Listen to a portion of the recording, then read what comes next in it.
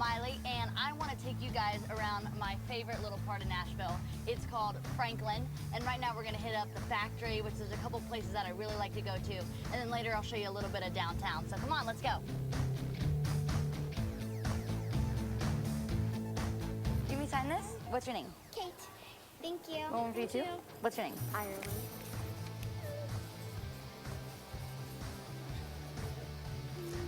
Bye guys, have fun today.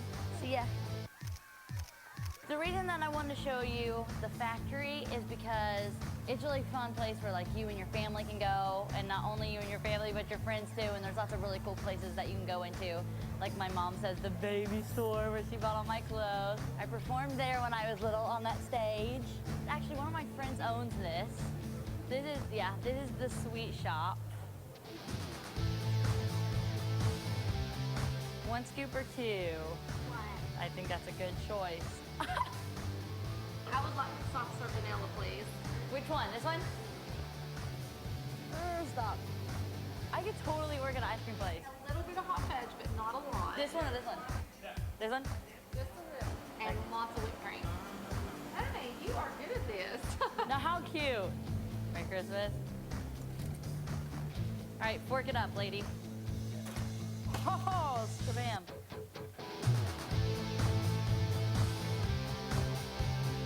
Wow, that's great. Huh? I'm gonna work here 24/7.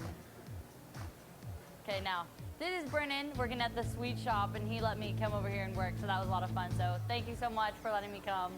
It was a blast. But it is Happy Tails. Very good place. If you live in Nashville, you should definitely come here and get a puppy. They're so cute, and they're all like, you can rescue them. Right there, there's a little kitty. I'm not going in. Okay, fine.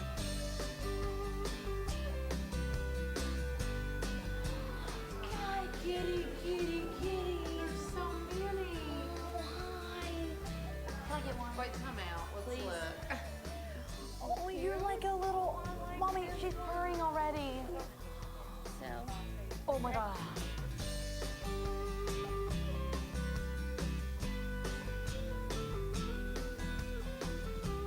Mom, can I please get this one? Please, I'll take really good care of it, I swear. Mommy, mommy. Is that the one you want? I think so. Let's flip over now. But I love her. I told you guys I wasn't allowed to come in here because I was gonna get one, and now I'm walking away with the cat. Let me hold my new kitty.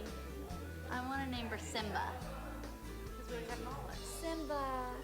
Thank you, Mommy. Mommy, thank you. If you guys are ever here, make sure you guys go and stop by Happy Tails, get some ice cream, hang out with your friends. It's a blast. So come on, let's go downtown.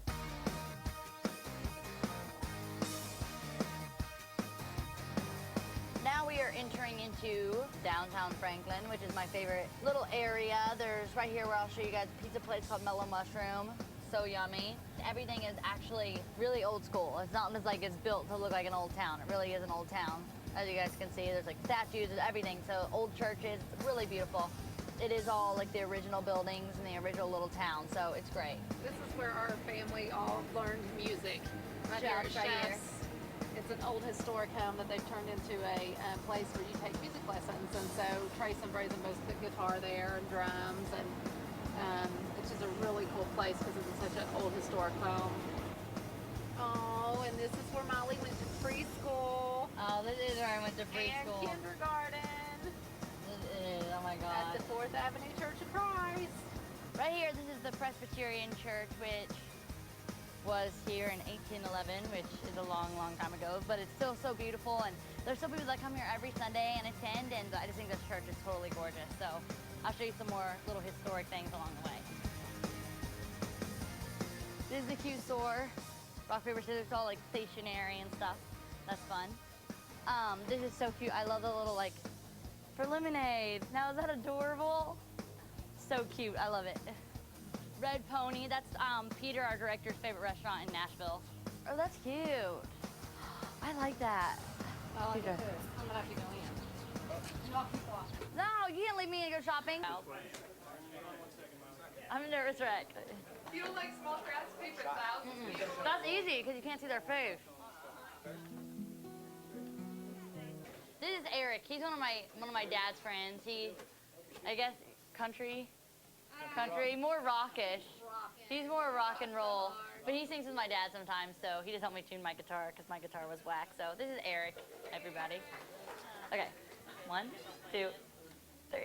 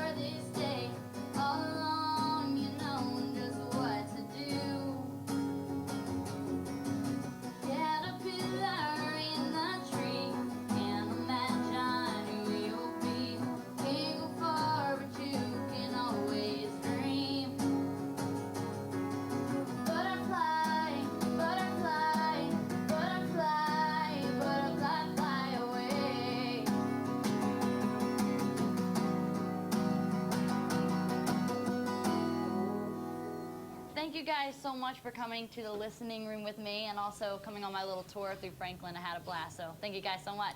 See ya. When you come to Tennessee, you'll fall in love with what you see and what you feel. It's a really special place, a lot of heart and soul. And, you know, right now we're 7 miles away from my farm where Miley was raised. You know, Tennessee's not just where I'm from, it's really part of who I am.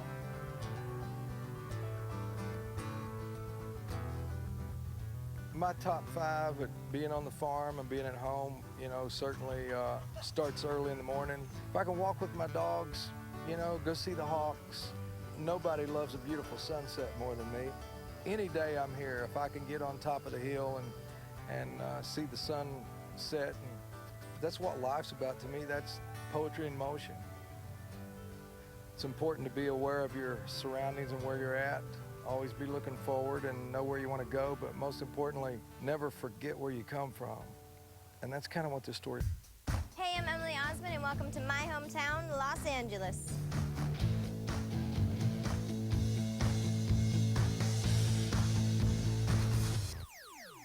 All right, welcome to our first stop, the Hollywood sign in Lake Hollywood. We are actually in Lake Hollywood right now. The Hollywood sign was actually originally Hollywood Land when it was first built in 1923. So the Hollywood sign today actually stands 3 stories tall, and at one point had 4,000 light bulbs attached to it. It doesn't anymore. But when you come to Los Angeles, because you will, you better stop here because this is an awesome place to get your picture. I actually got my picture taken here. Okay, here we are on the Hollywood Walk of Fame. We're on Hollywood Boulevard right now. This is a really cool place if you want to come and try and find your favorite star. Mickey Mouse. Walt Disney's actually right behind us on Hollywood and McCadden. Joanne Woodward was actually the first person to ever get a star on the Hollywood Walk of Fame in 1960, so this place has been around for a long time. It's 3.5 miles long, I think, if you walk the whole thing, so come take a walk on the Hollywood Walk of Fame.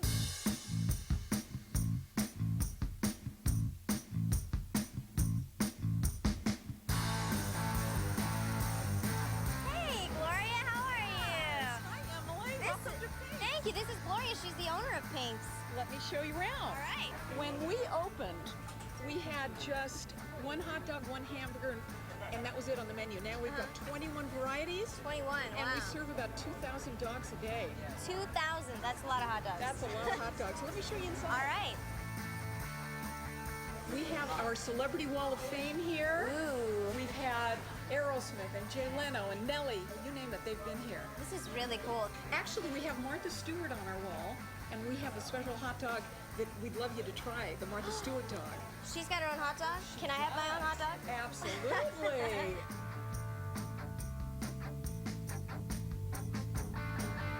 So, what was Pink's like 69 years ago? Well, almost 70 years ago, it was originally just a push cart. Hot dogs were 10 cents, drinks were 5 cents. It's been in your family ever since then? Yeah. Our last name is Pink. So people are always surprised. They think it's just a snappy name for a hot dog stand, but It it's works. actually our last name, and it works. And same location, La Brea and Melrose in Hollywood. Great. Well, let's dig in. This looks really good. This is the legendary chili cheese dog. Okay. Mustard, chili, onions, the works. That looks good. You'll have to let me know if it snaps when you bite into it. Okay, I will. And then, of course, this is the Martha Stewart dog. The chopped tomatoes, relish, onions, sour cream, sauerkraut, and bacon. And here, this is our Millennium Wow. dog. Jeez. Okay, here we go. Let's see.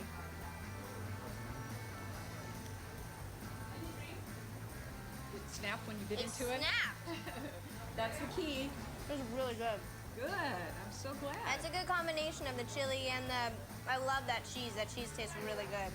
Okay, so when you come to Los Angeles, you gotta stop by Pink's and see Gloria and all her lovely hot dogs. Pink's!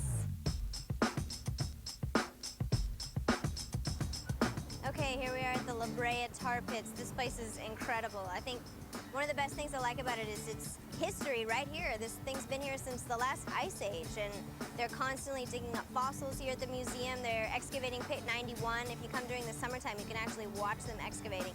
You can actually see the tar bubbling up through the water. It's just a part of history right here on Wilshire and La Brea. Okay, we're here with Ashley, who is from the education department here at the La Brea Tar Pits. So tell us a little bit about what we're seeing right now. All right, well, you guys are standing on basically the biggest fossil deposit of the Ice Age. Wow. So you guys know saber-toothed cats and ground sloths and all those kinds of things, Yes. just like that. All these animals lived here about 40,000 years ago. And what we have here is a huge deposit of fossils from that time.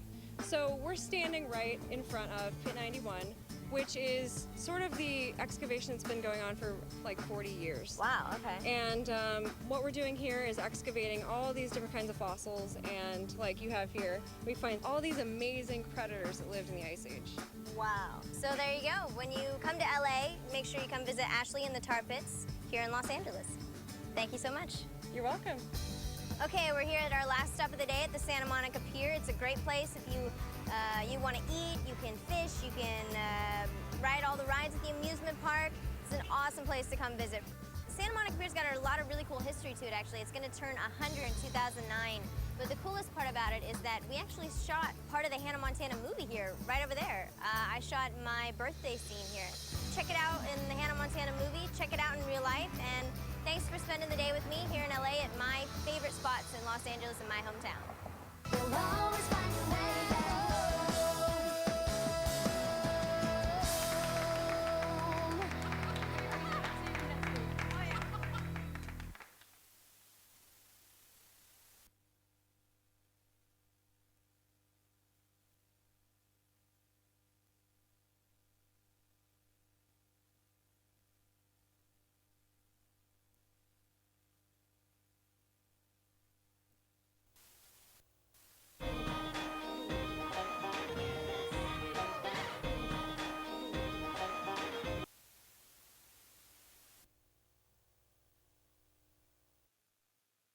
Hey you guys, this is Jason Earls, play Jackson in Hannah Montana the movie, and I thought I would take you on a little tour of base camp, little filmmaking 101, show you what this whole thing is about. It's a huge, huge production, and I think a lot of people think we just sort of show up on set and we shoot a movie and it takes hundreds of people. So we're gonna go around and show you a little bit about what this whole thing's about. So follow me.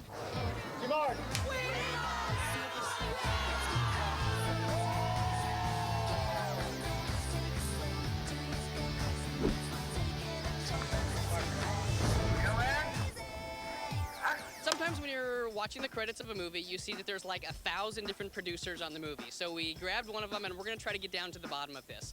I'm Al Goff. I'm one of the producers on Hannah Montana. Now, are you a producer or are you? It's my son. Now, this is actually really interesting. This is Billy Ray Cyrus. This is Billy Ray Cyrus, Star slash co-producer. co-producer. What would some of the responsibilities of a co-producer be? I wait in my trailer and go where they tell me. But now we have Emily. Emily, are you a producer on the movie? I just met Billy Ray, and there's Al, and there's Miles, and there seems to be lots of producers running around. Are you officially a producer on the movie? Today? What's today? Can I be a producer? Al, can I be a producer? Can I be a today? producer? Please. Just for today. Okay. Honorary official producers for the day. Woo! Let's make some creative decisions. We have Miley here. She is the star of the movie, and so we wanted to get sort of an inside perspective of what those responsibilities are and how she goes about managing her time. So you have a lot of different things you have to do in the movie. There's the acting, there's No the way. music, choreography. So what has been the most challenging thing to prepare for the movie? Scenes with Jason Earls. I mean, it's really hard because for some reason, I mean, he comes in totally unprepared, never knows his lines. Do you want to show them what you do to me when we do scenes together when you're off camera to mess me up? Do you want to show them the face you make? The eye. I hate that face. We have Lucas Till here, and you play which part? Travis Brody. Travis Brody. And what do you get to do in the movie? Ride horses and have stunning features. I love it. See, look at those chiseled features there. Nice. Okay, enough mugging for the camera. Okay, it's serious, guys.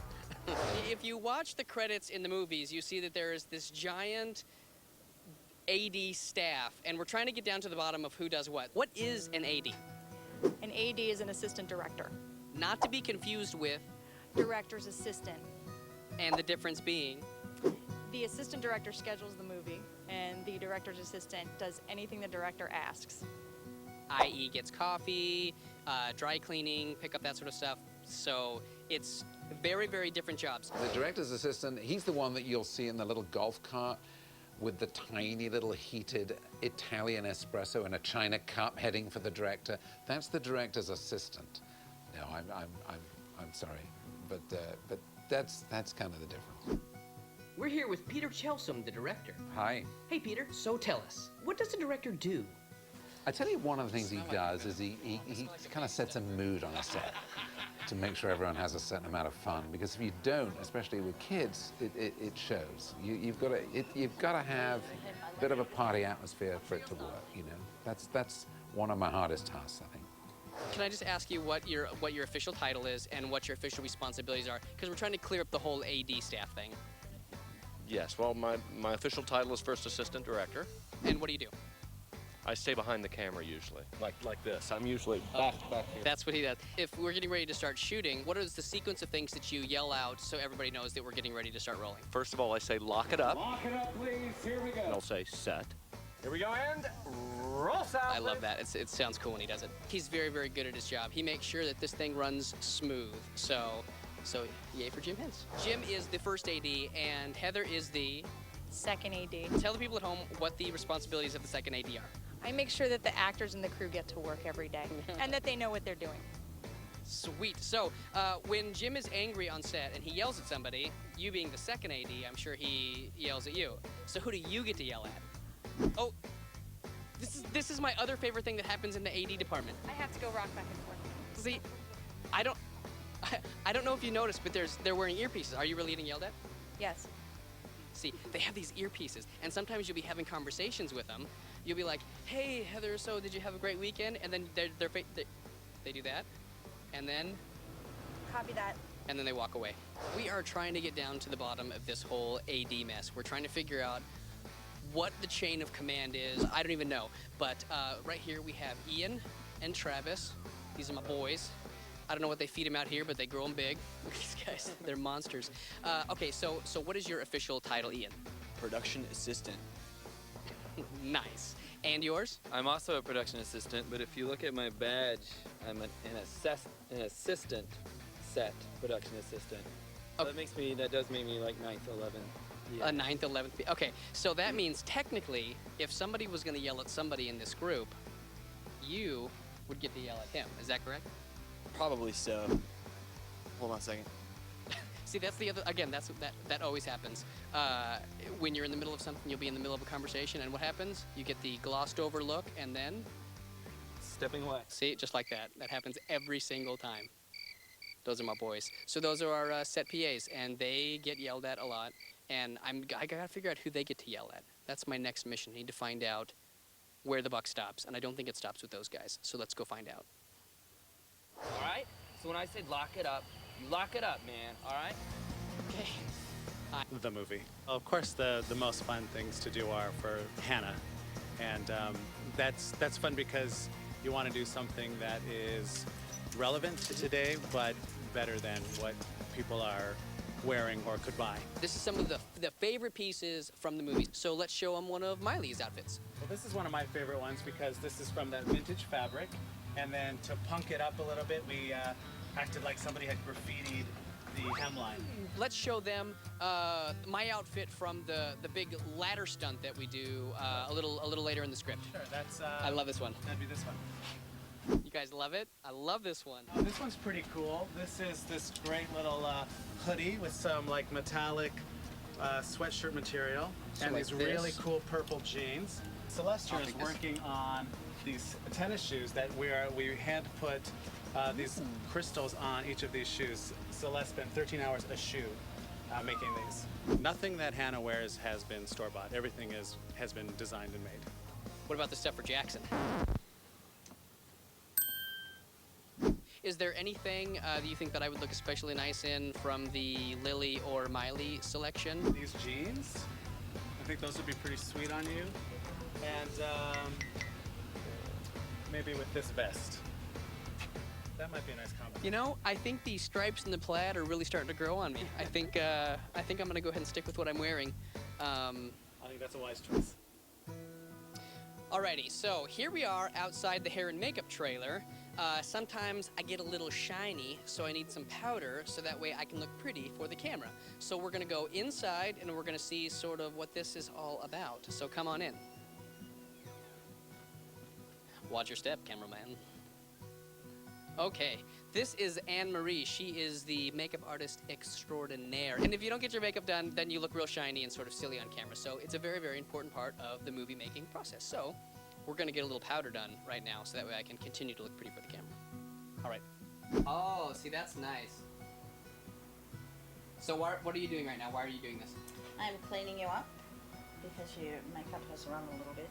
Because it's the end of the day, right? It's been the end of the day and you've been up the ladder. This is a corrector for around the little red spots. And then this is to sort of even out the color? Even out the color and even out the skin tone. Okay.